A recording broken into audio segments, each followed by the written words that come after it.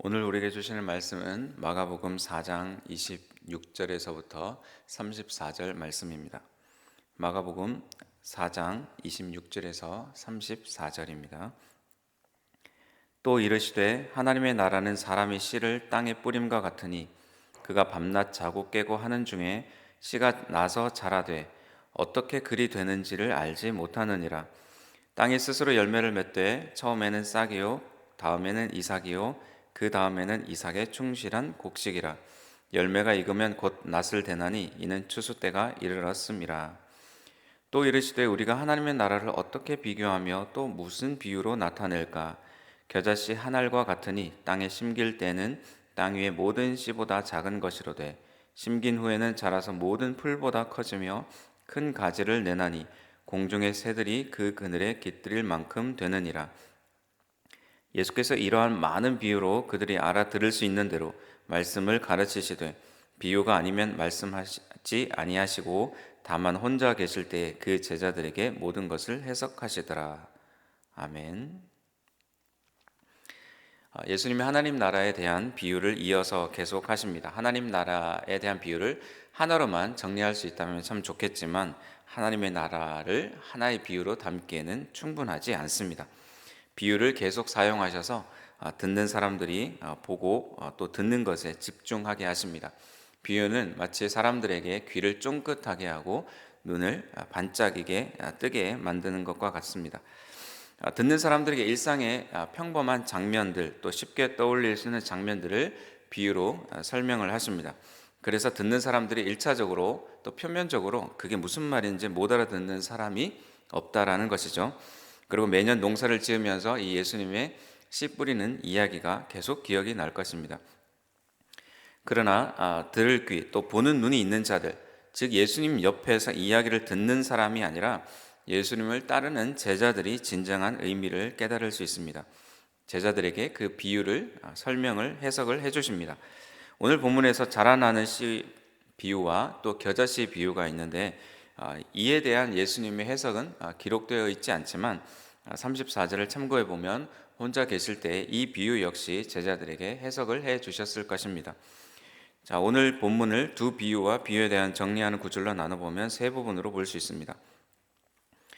26절에서 29절은 자라나는 씨의 비유에 대해서, 또 30절에서 32절까지는 겨자씨 비유에 대해서, 또 마지막 33절에서 34절은 비유와 해석에 대한 부분입니다.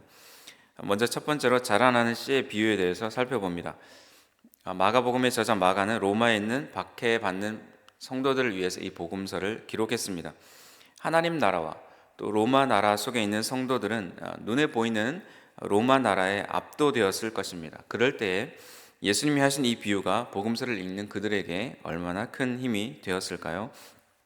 26절 말씀을 봅니다. 또 이르시되 하나님의 나라는 사람이 씨를 땅에 뿌림과 같으니, 하나님의 나라의 비유를 계속하시면서 추가적으로 또 계속하시는 것이죠. 씨에 대한 이야기를 계속해서 비슷한 것 같지만 그 차이가 있습니다. 27절에 보면 그가 밤낮 자고 깨고 하는 중에 씨가 나서 자라되 어떻게 그리 되는지를 알지 못하느니라. 농사에 있어서 농부가 하는 일도 중요하지만 아무리 농부가 열심히 하더라도 씨는 땅 속에서 자랍니다. 농부가 손에 씨를 쥐고 있다고 해서 자라나지 않습니다. 땅속 그 보이지 않는 그 곳에서 은밀하게 씨가 자라갑니다. 하나님 나라도 마찬가지입니다. 지금 당장 눈에 보이지는 않지만 눈에 띄지 않는 것처럼 여겨질지는 몰라도 지금도 자라고 있다. 이 사실이 이 비유의 키포인트가 되어집니다. 도무지 확장되어질 것 같지 않게 여겨도 우리가 낙담하지 않고 자라나게 될 것을 믿어야 합니다. 왜냐하면 우리가 하는 것이 아니라 땅이 그 일을 하기 때문에 그렇습니다.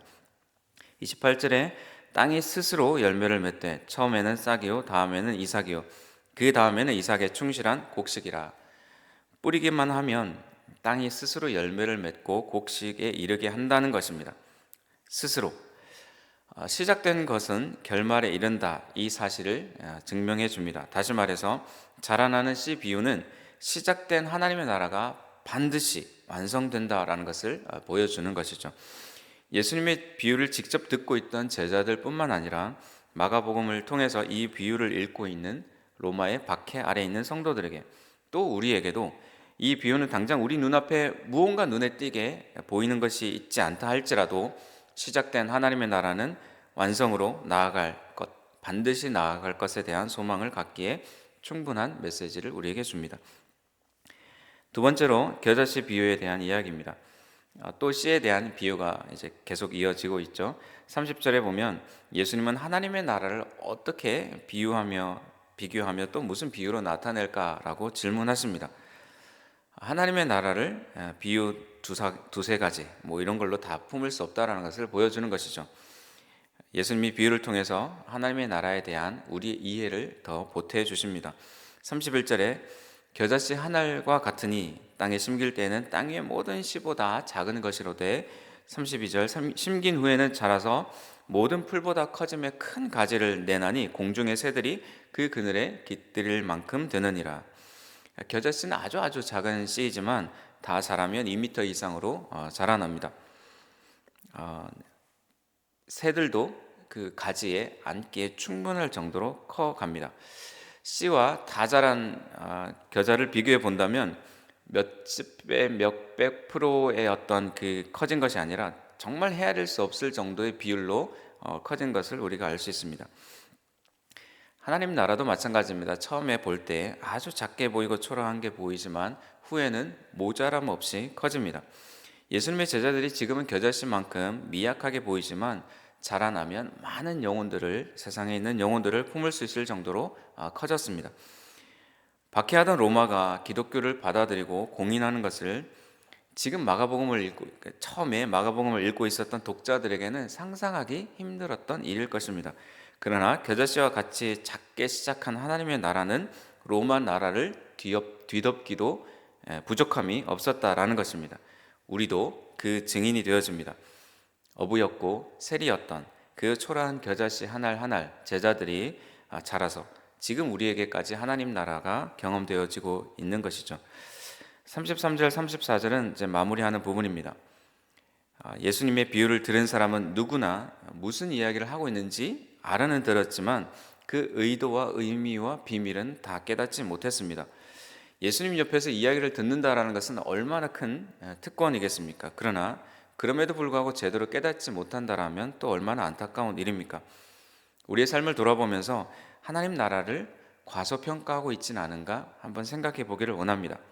은밀하게 또 눈에 보이지 않는다고 해서 하나님 나라의 확장을 부인하고 오히려 눈에 보이는 것, 손에 잡히는 것, 그런 것에 우리가 두려움을 갖고 걱정하고 살아간다면 우리가 하나님의 나라를 품고 소망하면서 오늘도 주님이 우리에게 주신 사명을 묵묵히 감당하면서 확장되어져 가고 완성되어져 갈 하나님의 나라에 대한 소망을, 확신을 붙잡고 나가야 될 것입니다. 커져가는 하나님의 나라는 지금도 진행형입니다. 기도하겠습니다.